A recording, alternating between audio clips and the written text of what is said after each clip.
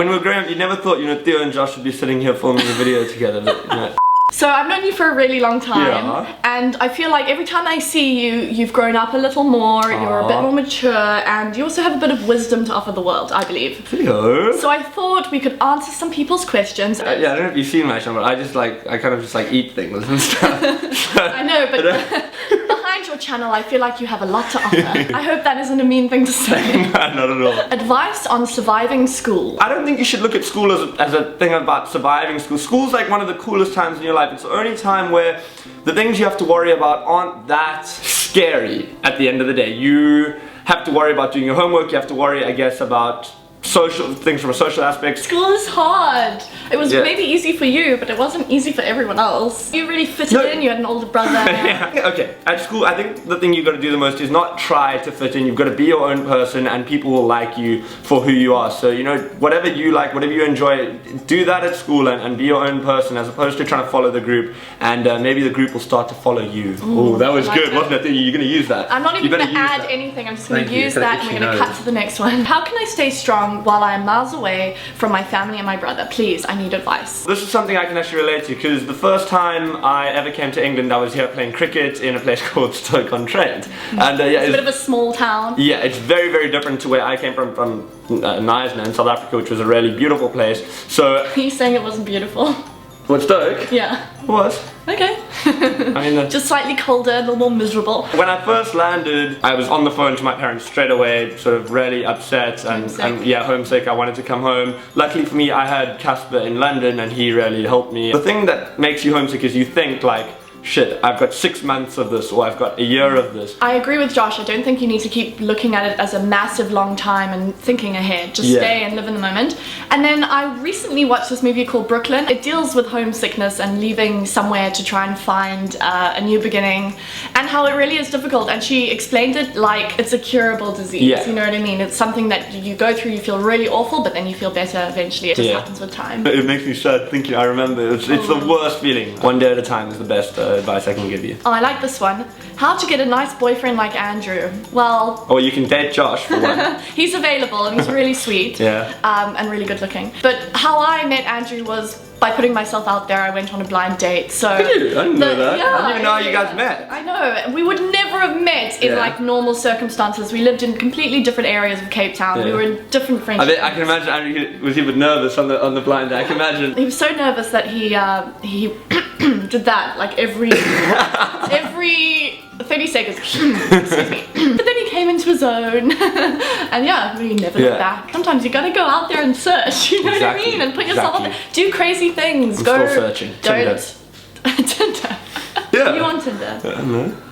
What's a good way to make up after a fight with a friend? Flowers, letters. Letters are the best. Write something really nice from the heart and apologize, and chocolate, something small. You don't have to go out and get something major. If you put yourself out there and admit you're wrong or say you're sorry, someone is not going to then attack you once you've put yourself in that vulnerable position. And you'll be the better person and the stronger one as well. And if they still don't accept your apology, or they make fun of you for coming out and admitting you're wrong, well then they're probably just not a good person. You probably should never see them again.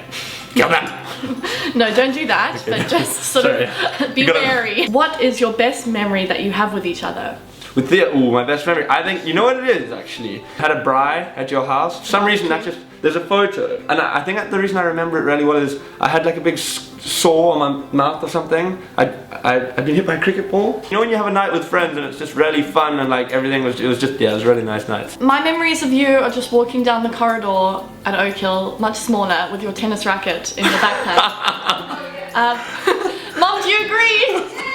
Yes! Casper and I obviously weren't friends. Oh yeah, they weren't friends. And I do remember sort of Casper saying this Josh person is mean. So obviously whenever I saw you, I'd be like, he's mean. I don't like that kid. I think I only actually won Emily over last week. She started she's just about to trust me again. This is also a really relevant one, and it's advice for smaller YouTubers. Okay. Because two of us are in that pool. Exactly. Yeah. I mean, can you give me who's giving? I can't give the advice. No, you can. Casper. Cas. Oh no, he's can't be bothered with us.